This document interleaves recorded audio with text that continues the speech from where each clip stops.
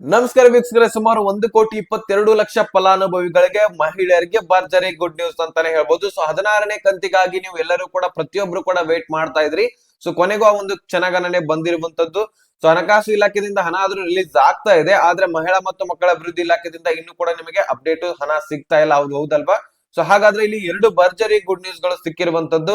ನಿಮಗೆ ಇನ್ನೂ ಕೂಡ 16ನೇ ಕಂತಿನ ಹಣ ಜಮಾ ಆಗ್ತಾ ಇಲ್ಲ ಅಂದ್ರೆ ಯಾವಾಗ ಜಮಾ ಆಗ್ತಾ ಇದೆ, ಇನ್ನು ಒಂದು ಗುಡ್ ನ್ಯೂಸ್ ಏನು, ಪ್ರತಿಯೊಂದನ್ನ ಈ ಒಂದು ವಿಡಿಯೋದಲ್ಲಿ ತಿಳಿದುಕೊಳ್ಳೋಣ. ಸೊ ವಿಡಿಯೋನ ಕೊನೆವರೆಗೂ ವಾಚ್ ಮಾಡಿದ್ರೆ ಈ ಒಂದು ಭರ್ಜರಿ ಗುಡ್ ನ್ಯೂಸ್ ಗಳು ಏನು, ಸೊ ಈ ಒಂದು ಪ್ರೊಸೆಸಿಂಗ್ ಯಾವ ರೀತಿಯಾಗಿ ನಡೀತಾ ಇರತ್ತೆ, ನಿಮಗೆ ಹಣ ಯಾವ ರೀತಿಯಾಗಿ ಹಣಕಾಸು ಇಲಾಖೆಯಿಂದ ರಿಲೀಸ್ ಆಗಿ ನಿಮ್ಮ ಖಾತೆಗೆ ಬರುವವರೆಗೂ ಕೂಡ ನಾನು ಅಪ್ಡೇಟ್ ಅನ್ನ ಕ್ಲಿಯರ್ ಆಗಿ ತಿಳಿಸ್ಕೊಡ್ತೀನಿ. ಸೊ ವಿಡಿಯೋನ ಕೊನೆವರೆಗೂ ವಾಚ್ ಮಾಡಿದ್ರೆ ಪ್ರತಿಯೊಂದು ಅಪ್ಡೇಟ್ ನಿಮಗೆ ಕ್ಲಿಯರ್ ಆಗಿ ತಿಳಿಯುತ್ತೆ. ಯಾಕಂದ್ರೆ ನೀವು ತಿಳ್ಕೊಳ್ಬೇಕಾಗಿರುವಂತಹ ಅಪ್ಡೇಟ್ ಸೊ ಏನೇನ್ ಟೈಮ್ ತಗೊಳುತ್ತೆ, ಎಲ್ಲೆಲ್ಲಿ ಹೋಗಿ ಹಣ ನಿಮ್ಮ ಖಾತೆಗೆ ಬರ್ತಾ ಇರುತ್ತೆ, ಸೊ ಪ್ರತಿಯೊಂದನ್ನ ನೋಡೋಣ. ಚಾನಲ್ಗೆ ಸಬ್ಸ್ಕ್ರೈಬ್ ಮಾಡಿಲ್ಲ ಅಂದ್ರೆ ದಯವಿಟ್ಟು ಬೇಗನೆ ಸಬ್ಸ್ಕ್ರೈಬ್ ಮಾಡ್ಕೊಳ್ಳಿ. ವಿಡಿಯೋಕ್ಕೆ ಒಂದು ಲೈಕ್ ಕೊಟ್ಬಿಟ್ಟೆ ವಿಡಿಯೋನ ನೋಡ್ಲಿಕ್ಕೆ ಸ್ಟಾರ್ಟ್ ಮಾಡಿ. ಡೈರೆಕ್ಟ್ ಆಗಿ ನಾನು ಟಾಪಿಕ್ ಗೆ ಬಂದ್ಬಿಡ್ತೀನಿ. ವೀಕ್ಷಕರೇ, ಇಲ್ಲಿ ಸೈಕಲ್ ತರ ಕೆಲಸ ಆಗ್ತಿರತ್ತೆ. ಪ್ರತಿ ತಿಂಗಳು ಕೂಡ ಒಂದು ಸೈಕಲ್ ತರ ಪ್ರೊಸೆಸಿಂಗ್ ನಡೀತಾ ಇರತ್ತೆ, ಆಗ ಮಾತ್ರ ನಿಮ್ಗೆ ಹಣ ಬರ್ಲಿಕ್ಕೆ ಸಾಧ್ಯ. ಸೊ ಅಂತದ್ರಲ್ಲಿ ಆ ಒಂದು ಸೈಕಲ್ ನಲ್ಲಿ ನೀವು ಕೂಡ ಇರ್ತೀರಾ. ಹೇಗೆ ಅನ್ನುವಂಥದ್ದನ್ನ ನೋಡೋಣ. ಮೊದಲನೇದಾಗಿ ಇಲ್ಲಿ ಮಹಿಳಾ ಮತ್ತು ಮಕ್ಕಳ ಅಭಿವೃದ್ಧಿ ಇಲಾಖೆ ಏನ್ ಮಾಡತ್ತೆ, ಒಂದು ಅಪ್ಡೇಟ್ ಅನ್ನ ಇಲ್ಲಿ ಹಣಕಾಸು ಇಲಾಖೆಗೆ ಕೊಡುತ್ತೆ. ಹಣಕಾಸು ಇಲಾಖೆ ಏನ್ ಮಾಡತ್ತೆ, ಎಷ್ಟು ಹಣ, ಎಷ್ಟು ಮಹಿಳೆಯರಿಗೆ ಎಷ್ಟೊಂದು ಹಣ ಬಿಡುಗಡೆ ಮಾಡ್ಬೇಕನ್ನುವಂಥದ್ದನ್ನ ಲೆಕ್ಕಾಚಾರ ಮಾಡಿಕೊಂಡು ಸೊ ಹಣ ಕಳಿಸತ್ತೆ ಮಹಿಳಾ ಮತ್ತು ಮಕ್ಕಳ ಅಭಿವೃದ್ಧಿ ಇಲಾಖೆಗೆ. ಸೊ ಮಹಿಳಾ ಮತ್ತು ಮಕ್ಕಳ ಅಭಿವೃದ್ಧಿ ಇಲಾಖೆ ರಿಕ್ವೆಸ್ಟ್ ಅದೇನೇನಿರತ್ತೋ ಎಲ್ಲ ಪ್ರೊಸೆಸಿಂಗ್ ಮಾಡ್ಕೊಂಡು ಸೊ ಆ ಒಂದು ಹಣವನ್ನ ಪಡ್ಕೊಳತ್ತೆ. ಕೊನೆಯದಾಗಿ ಆ ಒಂದು ಹಣವನ್ನ ಏನ್ ಮಾಡತ್ತೆ, ಡಿಬಿಟಿ ಮತ್ತು ಟ್ರೆಸರಿಗೆ ಪುಷ್ ಮಾಡತ್ತೆ. ಡೈರೆಕ್ಟ್ ಆಗಿ ಡಿಬಿಟಿ ಮುಖಾಂತರ ಹಣ ಜಮಾ ಆಗುವಂತಹ ಒಂದು ಸ್ಕೀಮ್ ಇದು. ಸೊ ಅದಕ್ಕೋಸ್ಕರ ಡಿಬಿಟಿ ಟ್ರೆಸರಿಗೆ ಪುಷ್ ಆಗಿ ಸೊ ಅಲ್ಲಿಂದ ಬ್ಯಾಂಕ್ಗಳು ಅಪ್ಡೇಟ್ ಮಾಡ್ಕೊಂಡು ನಿಮ್ಮೆಲ್ಲರ ಖಾತೆಗೆ ಜಮಾ ಮಾಡುವಂತಹ ಕೆಲಸ ಕೊನೆಯದಾಗಿ ಬ್ಯಾಂಕ್ಗಳು ಮಾಡ್ತಾ ಇರತ್ತೆ. ಸೊ ಇಷ್ಟೇ ಅಲ್ಲ, ಇದಾದ ಮೇಲೆ ಎಷ್ಟು ಮಹಿಳೆಯರಿಗೆ ಹಣ ಜಮಾ ಆಗಿದೆ, ಎಷ್ಟೊಂದು ಮಹಿಳೆಯರಿಗೆ ಪೆಂಡಿಂಗ್ ಉಳಿದಿದೆ, ಪ್ರತಿಯೊಂದನ್ನ ಫೈಲ್ ಅನ್ನ ರೆಡಿ ಮಾಡತ್ತೆ ಮಹಿಳಾ ಮತ್ತು ಮಕ್ಕಳ ಅಭಿವೃದ್ಧಿ ಇಲಾಖೆ ಒಂದು ಕಂತಿದ್ದು. ಸೊ ಇಷ್ಟಾದ್ಮೇಲೆ ಇದನ್ನ ಏನ್ ಮಾಡತ್ತೆ, ಹಣಕಾಸು ಇಲಾಖೆಗೆ ಮತ್ತೆ ರಿಪೀಟ್ ಆಗಿ ಒಂದು ಫೈಲ್ ಅನ್ನ ಕಳಿಸುತ್ತೆ. ಆ ಒಂದು ಫೈಲ್ ಅನ್ನ ಸೇಫ್ ಆಗಿ ಹಣಕಾಸು ಇಲಾಖೆ ಇಡತ್ತೆ. ಸೊ ಈ ರೀತಿ ಪ್ರತಿ ತಿಂಗಳು ಕೂಡ ನಡೀತಾ ಇರತ್ತೆ ಈ ಒಂದು ಕೆಲಸ. ಆದ್ರೆ ಹೇಳಿಕ್ ಸುಲಭ, ಇದನ್ನ ಮಾಡ್ಲಿಕ್ಕೆ ನಡೆಸ್ಲಿಕ್ಕೆ ಟೈಮ್ ತಗೊಳತ್ತೆ. ಇದು ನಮ್ಮ ತಲೆಯಲ್ಲಿ, ಎಲ್ಲರ ತಲೆಯಲ್ಲಿ ಇರ್ಬೇಕಾಗತ್ತೆ. ಸೊ ಇದನ್ನ ನಾನು ಹೇಳ್ತಾ ಇಲ್ಲ, ಸರ್ಕಾರವೇ ಹೇಳ್ತಾ ಇದೆ. ಇಲ್ಲಿಂದ ಹಣ ಈಗ ಸದ್ಯಕ್ಕೆ ಅವ್ರು ಬಿಡುಗಡೆ ಮಾಡ್ತೇವೆ ಅಂತ ಹೇಳ್ತಾರೆ, ಅದನ್ನ ನಾವು ನಿಮ್ ಮುಂದೆ ಬಂದು ತಂದು ಇಡ್ತೇವಿ. ಆದ್ರೆ ಅದೇ ಟೈಮ್ಗೆ ಅವರು ಹಣ ಬಿಡುಗಡೆ ಮಾಡ್ಲಿಕ್ಕೆ ಆಗೋದಿಲ್ಲ. ಸೊ ಹೀಗಾದ ಕಾರಣಕ್ಕಾಗಿ ಇದು ನಮ್ಮ ತಪ್ಪಲ್ಲ, ಅವರ ತಪ್ಪು. ಅವ್ರು ಕರೆಕ್ಟ್ ಆಗಿ ಹೇಳಿರುವಂತಹ ಟೈಮ್ಗೆ ಹಣ ಹಾಕ್ಲಿಲ್ಲ ಅಂದ್ರೆ ನಮ್ಮ ತಪ್ಪಲ್ಲ. ನಾವು ಅವ್ರಿಗೆ ಹೇಳ್ತಾರೋ ಅಪ್ಡೇಟ್ಸ್ ಗಳನ್ನ ನಾನು ನಿಮ್ಗೆ ತಂದು ಕೊಡುವಂತಹ ಕೆಲಸ ನಮ್ದಾಗಿರತ್ತೆ. ಓಕೆನಾ? ಸೊ ಇನ್ನು ನೋಡಿ, ಅವರಂತರೂ ಸದ್ಯದಲ್ಲಿ ಹಣ ರಿಲೀಸ್ ಮಾಡ್ತಾ ಇದ್ದೇವೆ ಅಂತ ಹೇಳಿದ್ದಾರೆ. ಮಾಡ್ಲಿಲ್ಲ ಅಂದ್ರೂ ಮಹಿಳೆಯರು ಬಿಡೋದಿಲ್ಲ, ಆಕ್ರೋಶ ವ್ಯಕ್ತಪಡಿಸ್ತಾರೆ, ಪ್ರತಿಭಟನೆಯನ್ನ ಮಾಡ್ತಾರೆ. ಸೊ ಈಗಾಗಲೇ ನಿಮ್ಗೆ ಗೊತ್ತಿರುವಂತಹ ವಿಷಯ. ಸೊ ನಾನೇನ್ ಹೆಚ್ಚಿಗೆ ಹೇಳಿಕ್ ಇಷ್ಟ ಪಡೋದಿಲ್ಲ. ಈಗಾಗಲೇ ನೋಡಿ, ನಿಮ್ಮಿಂದ ಅನಿಸಿಕೆಗಳು ಬರ್ತಾ ಇದಾವೆ, ಸರ್ಕಾರದ ಬಳಿ ಹಣ ಇಲ್ಲ, ಎಲ್ಲಿಂದ ಕೊಡ್ತಾರೆ, ಹಾಗ ಈಗ ಅಂತ. ಸೊ ನಾನೇನ್ ಹೇಳಿಕ್ ಇಷ್ಟ ಪಡೋದಿಲ್ಲ, ಅವ್ರು ಹಾಕ್ತೇವಂತ ಹೇಳಿದ್ದಾರೆ ಅಮೌಂಟ್. ಸೊ ಅಷ್ಟನ್ನ ನಾನು ನಿಮಗೆ ತಿಳಿಸ್ಕೊಡುವಂತಹ ಕೆಲಸ ಮಾಡ್ತಾ ಇದ್ದೀನಿ. ಸೊ ಈಗ ಎರಡು ಭರ್ಜರಿ ಗುಡ್ ನ್ಯೂಸ್ ಗಳು ಏನು ಅನ್ನುವಂಥದ್ದನ್ನ ನಾವು ನೋಡೋಣ. ಅವರು ಗೃಹಲಕ್ಷ್ಮಿ ಯೋಜನೆಯಲ್ಲಿ ಎಲ್ಲಿಂದಾನೋ ತಂದು ಒಟ್ಟಾರೆಯಾಗಿ ನಿಮ್ಗೆ ಹಣವನ್ನ ಕೊಡೋದಂತೂ ನಿಜ. ಸೊ ಈಗಾಗಲೇ ಎಷ್ಟೊಂದು ಆರ್ಥಿಕ ಪರಿಸ್ಥಿತಿಗೆ ಹೊಡೆತ ಬಿದ್ದಿರುವಂತದ್ದು, ಆದ್ರೂ ಸಹಿತ ನಿಮ್ಗೆ ಹಣ ಕೊಡ್ತಾ ಇದಾರೆ ಅಂದ್ರೆ ಇದು ಮತ್ತೆ ಗೃಹಲಕ್ಷ್ಮಿ ಯೋಜನೆಯಲ್ಲಿ ನಿಮ್ಗೆ ಹಣ ಸಿಗ್ತಾ ಇದೆ ಅಂದ್ರೆ ಒಳ್ಳೇದೇನೆ. ಆದ್ರೆ ಬೇರೆ ಬೇರೆ ಬೆಲೆಗಳು ಹೆಚ್ಚಾಗ್ತಾ ಇರುವಂತದ್ದು, ಬೇರೆ ಬೇರೆ ಬೆಲೆಗಳು ಏನ್ ಹೆಚ್ಚಾಗ್ತಾ ಇದೆ ಅನ್ನುವಂಥದ್ದು ನಿಮ್ಗೆ ಗೊತ್ತಿರುವಂತಹ ವಿಷಯ. ಸೊ ಅಲ್ಲಿ ಕೂಡ ಈಗಾಗಲೇ ನೀವು ನೋಡಿದ್ರೆ ಟಿಕೆಟ್ ದರ 15% ಏರಿಕೆ ಆಯಿತು, ಹಾಲಿನ ಬೆಲೆ ಏರಿಕೆ ಆಗಿದೆ, ಪೆಟ್ರೋಲ್ ಡೀಸೆಲ್ ಬೆಲೆ ಏರಿಕೆ ಆಗಿದೆ, ಇನ್ನಿತರ ವಸ್ತುಗಳ ಮೇಲೆ ಸಿಕ್ಕಾಪಟ್ಟೆ ಬೆಲೆ ಏರಿಕೆ ಆಗಿದೆ. ಅಂತದ್ರಲ್ಲಿ ತಹಶೀಲ್ದಾರ್ ಆಫೀಸ್ಗಳಲ್ಲಿ ಸಾಕಷ್ಟು ಕಾಗದ ಪತ್ರಗಳು ಇರ್ತಾವ ನೋಡಿ. ಸೊ ಅವೆಲ್ಲನೂ ಕೂಡ ಹೆಚ್ಚಾಗಿರುವಂತದ್ದು, ಉತ್ತಾರ ಕೂಡ ಹೆಚ್ಚಾಗಿರುವಂತದ್ದು, ಪಹಣಿಯ ಬೆಲೆ ಅರ್ಧಕ್ಕಿಂತ ಹೆಚ್ಚಳವಾಗಿರುವಂತದ್ದು. ಈಗ 30 ರೂಪಾಯಿ ಮೊದಲಿತ್ತಂದ್ರೆ ಈಗ 100 ರೂಪಾಯಿಗೆ ಏರಿಕೆ ಆಗಿದೆ. ನಾವು ಒಂದೊಂದನ್ನ ನೋಡ್ತಾ ಹೋದ್ರೆ ಇಲ್ಲಿ ನಿಮಗ್ ಗೊತ್ತಾಗ್ಬಿಡತ್ತೆ, ಯಪ್ಪ ಇಷ್ಟೊಂದು ಹೊಡಿತಾ ಇದಾರ ನಮ್ಮಿಂದ ಸರ್ಕಾರದವರು. ಖಂಡಿತವಾಗ್ಲೂ ಬೆಚ್ಚಿ ಬೀಳ್ತೀರಾ. ಸೊ ಖಂಡಿತವಾಗ್ಲೂ ನಿಮ್ಮ ತಲೆಯಲ್ಲಿ ಬರುತ್ತೆ, ಇಷ್ಟೊಂದು ನಮ್ಮಂದನ್ನ ತೆಗೆದುಕೊಂಡು ನಮಗೆ ಕೊಡ್ತಾ ಇದಾರ ಅಂತ ಅನಿಸ್ಬಿಡತ್ತೆ. ಸೊ ಅದ್ರ ಬಗ್ಗೆ ನಾನು ಸಪರೇಟ್ ಆಗಿ ಏನೇನ್ ಹೆಚ್ಚಳ ಮಾಡಿದ್ದಾರೆ, ಏನೇನ್ ಇಲ್ಲ ಅನ್ನುವಂಥದ್ದನ್ನ ಡೀಟೇಲ್ಸ್ ಆಗಿ ನಾನು ನಿಮ್ಗೆ ತಿಳಿಸ್ಕೊಡ್ತೀನಿ. ಇದರ ಬಗ್ಗೆ ನೀವು ಅದಕ್ಕೆ ನೋಟಿಫಿಕೇಶನ್ ಅನ್ನ ಪ್ರತಿಯೊಬ್ರು ಕೂಡ ಆಲ್ ಅಂತ ಸೆಟ್ ಮಾಡಿ. ಪ್ರತಿಯೊಬ್ರು ಕೂಡ ಆ ಒಂದು ವಿಡಿಯೋನ ನೋಡ್ಲೇಬೇಕು. ಯಾಕಂದ್ರೆ ಅದನ್ನ ಎಷ್ಟು ಹೆಚ್ಚಳ ಮಾಡಿದರೆ, ಹೆಚ್ಚು ಏರಿಕೆ ಆಗಿದೆ, ಮೊದಲು ಎಷ್ಟು ಇತ್ತು, ಪ್ರತಿಯೊಂದನ್ನ ನಾನು ನಿಮ್ಗೆ ಪಿನ್ ಟು ಪಿನ್ ತಿಳಿಸ್ಕೊಡೋನಿದ್ದೀನಿ. ಸೊ ಅದಕ್ಕೋಸ್ಕರ ಈ ಆ ಒಂದು ವಿಡಿಯೋನ ನೋಡ್ಲೇಬೇಕಾಗಿರುವಂತದ್ದು.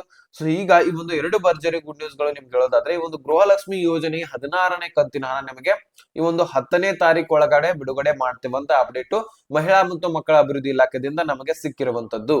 ಸದ್ಯಕ್ಕೆ ನಿಮಗೆ 10ನೇ ಕಂತಿನ ಈ ಒಂದು 16ನೇ ಕಂತಿನ 10ನೇ ತಾರೀಕು ಒಳಗಾಗಿನೇ ಬಿಡುಗಡೆ ಆಗಲಿದೆ. ಪ್ರತಿಯೊಬ್ಬರ ಖಾತೆಗೆ ಜಮಾ ಮಾಡ್ಲಿಕ್ಕೆ ನಾವು ಒಂದು ಸ್ಪೀಡ್ ಆಗಿ ಜಮಾ ಮಾಡ್ತೀವಿ, ಆಲ್ಮೋಸ್ಟ್ ಕ್ಲಿಯರ್ ಮಾಡ್ತೀವಿ ಒಂದು 5-6 ದಿನಗಳಲ್ಲಿ ಅಂತ ಹೇಳ್ಬಿಟ್ಟು ಅಪ್ಡೇಟ್ ಅನ್ನ ಕೊಟ್ಟಿದ್ದಾರೆ.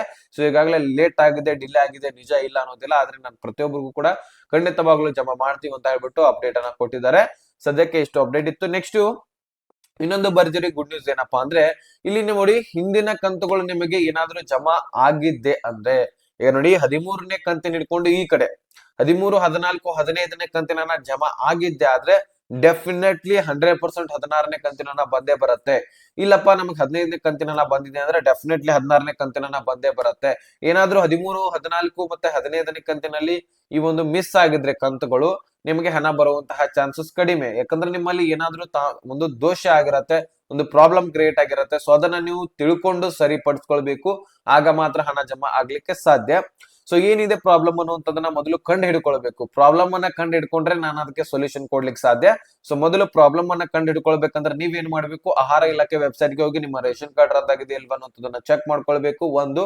ಸೊ ನಿಮ್ಮ ಗೃಹಲಕ್ಷ್ಮಿ ಸ್ಟೇಟಸ್ ಗೆ ಹೋಗಿ ಅಲ್ಲಿ ಏನಾದ್ರೂ ತಾಂತ್ರಿಕ ದೋಷದಿಂದ ಅಥವಾ ನೀವೇ ಏನಾದ್ರೂ ಟ್ಯಾಕ್ಸ್ ಕಟ್ತಾ ಇದ್ರೆ ನಿಮ್ಗೆ ಹಣ ಜಮಾ ಡೆಫಿನೆಟ್ಲಿ ಆಗೋದಿಲ್ಲ. ಟ್ಯಾಕ್ಸ್ ಕಟ್ತಾ ಇಲ್ಲ ಅಂದ್ರೂ ಸಹಿತ ನಿಮ್ಗೆ ತಾಂತ್ರಿಕ ದೋಷದಿಂದ ಆದಾಯ ತೆರಿಗೆ ಟ್ಯಾಕ್ಸ್ ಪೇರ್ ಮಾಡುವವರು ಅಂತ ಏನಾದ್ರೂ ಬರ್ತಾ ಇದ್ದೆ ಆದ್ರೆ, ಸೊ ಅದಕ್ಕೆ ಸೊಲ್ಯೂಷನ್ ಖಂಡಿತವಾಗ್ಲೂ ಇದೆ. ಸೊ ಅದಕ್ಕೆ ಸೊಲ್ಯೂಷನ್ ಏನ್ ಮಾಡ್ಬೇಕು ಅನ್ನುವಂಥದ್ದನ್ನ ನಾನು ಇದೇ ವಿಡಿಯೋದಲ್ಲಿ ತಿಳಿಸ್ಕೊಡ್ತಾ ಇದ್ದೀನಿ. ಸೊ ಯಾರಿಗೆ ಇಂಟ್ರೆಸ್ಟ್ ಇದೆ, ಯಾರಿಗೆ ಈ ರೀತಿ ತಪ್ಪು ಅಂದ್ರೆ ಪ್ರಾಬ್ಲಮ್ಗಳು ಕ್ರಿಯೇಟ್ ಆಗ್ತಾ ಇದಾವೆ ನೋಡ್ಕೊಳ್ಳಿ, ಅಥವಾ ಮುಂದೆ ಏನಾದ್ರೂ ಪ್ರಾಬ್ಲಮ್ ಕ್ರಿಯೇಟ್ ಆಗ್ಬೋದು, ಅದಕ್ಕೂ ಕೂಡ ನೀವು ವಿಡಿಯೋನ ನೋಡ್ಕೊಳ್ಳಿ ಅಂತ ನಾನು ಹೇಳ್ತಾ ಇದ್ದೀನಿ. ನಿಮ್ ಇಷ್ಟ. ಇನ್ನು ಈಗ ನೋಡಿ, ಈ ಒಂದು ಈಗ ತಿಳಿಸ್ಕೊಡ್ಬೇಕಾಗಿರುವಂತಹ ಅಪ್ಡೇಟ್ ಅಂತೂ ತಿಳಿಸ್ಕೊಟ್ಟಿದ್ದೀನಿ. ಸೊ ಹಣ ಯಾರ್ಯಾರಿಗೆ ಬರ್ತಾ ಇದೆ ಅವರು ಸ್ಕಿಪ್ ಮಾಡ್ಬೋದು ವಿಡಿಯೋನ. ಸೊ ಯಾರಿಗೆ ಹಣ ಜಮಾ ಆಗ್ತಾ ಇಲ್ಲ ಅವರು ವಿಡಿಯೋನ ಕೊನೆವರೆಗೂ ವಾಚ್ ಮಾಡಿ. ಈಗ ಅದಕ್ಕೆ ಅಂದ್ರೆ ಸೊಲ್ಯೂಷನ್ ಏನು ಅನ್ನೋದನ್ನ ತಿಳ್ಕೊಳ್ಳಿ.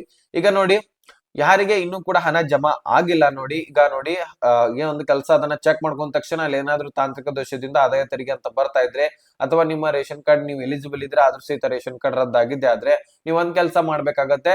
ಸೊ ನಿಮ್ಮ ಮುಖ್ಯಸ್ಥೆ ಆಧಾರ್ ಕಾರ್ಡು ಡಾಕ್ಯುಮೆಂಟ್ಸ್ ಗಳನ್ನ ಅರ್ಜಿ ಸಲ್ಲಿಸುವಾಗ, ಗೃಹಲಕ್ಷ್ಮಿ ಅರ್ಜಿ ಸಲ್ಲಿಸುವಾಗ ಏನೇನು ಡಾಕ್ಯುಮೆಂಟ್ಸ್ ಇರ್ತಾವಲ್ಲ ಅದನ್ನ ತೆಗೆದುಕೊಳ್ಳಿ.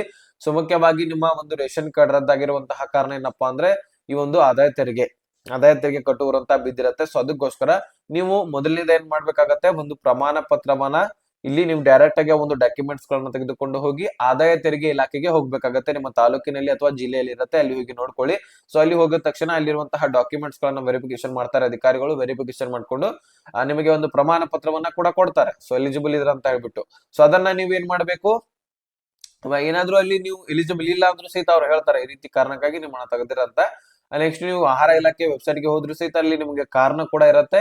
ನಿಮ್ಮನ್ನ APL ಗೆ ಕನ್ವರ್ಟ್ ಮಾಡಿದ್ರೆ ಅದನ್ನು ಕೂಡ ತೋರಿಸಿರ್ತಾರೆ. ಆ ಒಂದು ವಿಡಿಯೋ ಲಿಂಕ್ ಅನ್ನ ಬೇಕಾದ್ರೆ ಡಿಸ್ಕ್ರಿಪ್ಷನ್ ಅಲ್ಲಿ ಕೊಟ್ಟಿರ್ತೀನಿ, ಅಲ್ಲಿಂದ ನೋಡ್ಕೊಳ್ಳಿ. ಆಹಾರ ಇಲಾಖೆ ವೆಬ್ಸೈಟ್ ಗೆ ಹೋಗಿ ನಿಮ್ಮ ರೇಷನ್ ಕಾರ್ಡ್ ರದ್ದಾಗಿದೆ ಇಲ್ವೋ, ಅಥವಾ APL ಗೆ ಕನ್ವರ್ಟ್ ಆಗಿದೆನಾ, ಅಥವಾ ರದ್ದಾಗಿದ್ರೆ ಯಾವ ಕಾರಣಕ್ಕಾಗಿ ರದ್ದಾಗಿದೆ ಎಲ್ಲಾನು ಕೂಡ ಅಲ್ಲೇ ನಿಮ್ಗೆ ತೋರಿಸುತ್ತೆ, ಅಲ್ಲಿಂದ ನೋಡ್ಕೊಳ್ಳಿ. ಈಗ ಈ ಒಂದು ಪ್ರಮಾಣ ಪತ್ರವನ್ನ ಏನ್ ಮಾಡ್ಬೇಕು, ನೀವು ಎಲಿಜಿಬಲ್ ಇದ್ರು ಸಹಿತ ಆ ರೀತಿ ಆಗಿದ್ರೆ ಕೊಟ್ಟಿರ್ತಾರೆ, ಅದನ್ನ ಒಂದು ಮಹಿಳಾ ಮತ್ತು ಮಕ್ಕಳ ಅಭಿವೃದ್ಧಿ ಇಲಾಖೆಗೆ ಕೊಡಬೇಕು.